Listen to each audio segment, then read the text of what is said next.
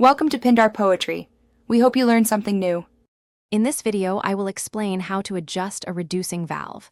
Before you begin, always prioritize safety. Make sure to wear your personal protective equipment, like safety glasses and gloves.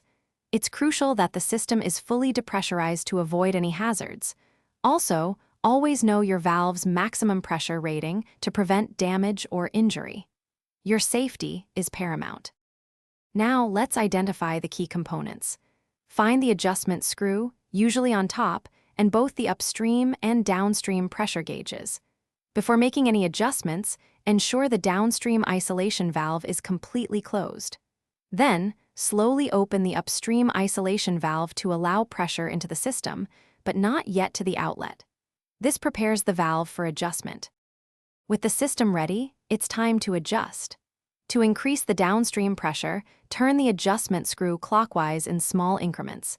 If you need to decrease the pressure, turn the screw counterclockwise.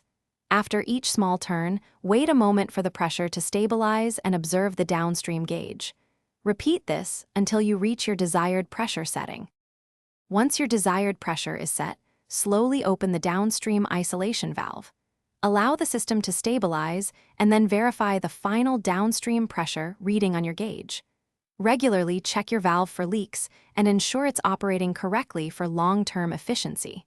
Remember to check the description below for links to the new Kindle Paperwhite and other great deals. Thanks for watching and stay safe. Thanks for watching. Consider subscribing if we helped you.